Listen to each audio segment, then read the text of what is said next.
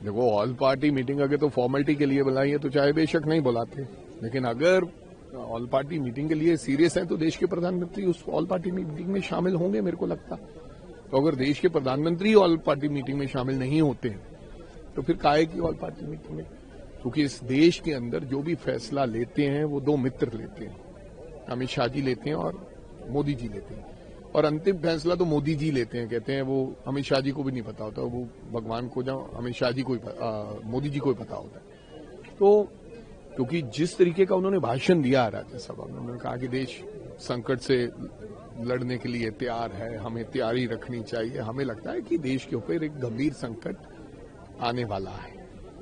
मेरे को लगता है कि कोरोना काल जैसी स्थिति पैदा हो सकती है देश के अंदर, क्योंकि आज से कई दिन पहले जब हम सिलेंडर एलपीजी का यहाँ पर शोर मचाते थे तो मंत्री महोदय कहते थे कि नहीं, सिलेंडर तो बहुत है। पेट्रोलियम मंत्री ने फ्लोर ऑफ द हाउस खड़े होकर कहा कि कोई कमी नहीं है, झूठ मत बोलो, भ्रम मत फैलाओ।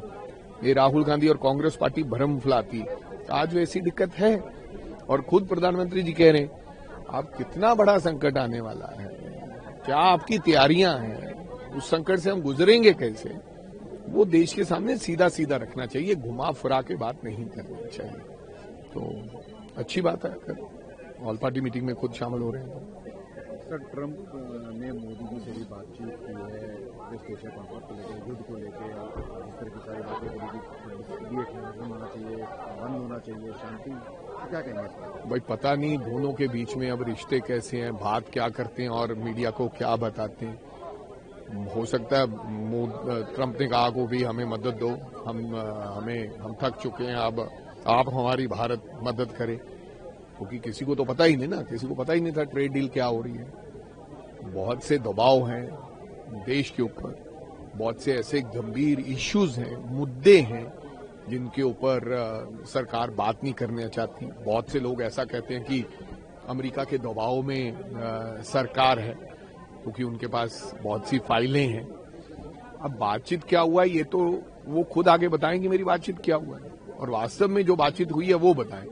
पिछली बार उन्होंने युद्ध खत्म कर दिया, उन्होंने पीस का ऐलान कर दिया, फिर वो गुस्से हो गए क्योंकि मोदी जी डर के मारे संसद में बोले नहीं इस बात के लिए कि जो युद्ध समापन कराया है वो ट्रंप ने कराया। ट्रंप ये चाहता था कि मोदी जी ये बात फ्लोर ऑफ द हाउस कहें कि एक पीस का मसीहा है ट्रंप, और भारत कह रहा है आज की उसकी पार्लियामेंट में मोदी जी ने कहा, लेकिन उन्होंने नहीं कहा, उन्होंने गुस्से में टैरिफ लगा दिया।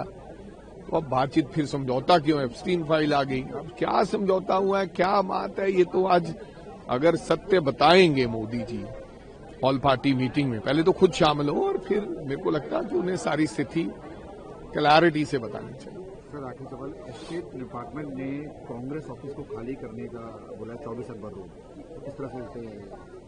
अब देखो, हम इनसे क्या अपेक्षा कर सकते हैं? इन्होंने राहुल गांधी का घर खाली करा लिया 15 दिन के अंदर।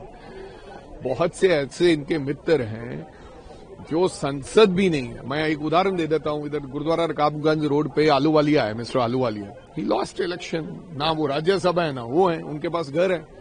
तो ऐसी कई उदाहरणें देता। मुरली मनोहर जोशी जी के पास घर है कि नहीं है? तो कब से है? मैं किसी के ऊपर एतराज और टिप्पणी नहीं करना चाहता। इनको लगता है कि कांग्रेस का घर छीनने से, कांग्रेस को भगाने से हम कांग्रेस को डरा लेंगे। राहुल गांधी का घर छीन लिया था ना, तो फिर हम नहीं डरे। कल को ये सोनिया जी का भी छीन लेंगे, कुछ भी कर सकते हैं ये लोग। उनकी एसपीजी हटा ली है, जिन लोगों ने, जिनके परिवारजनों ने अपने परिवार गवाए हों, तो उनकी एसपीजी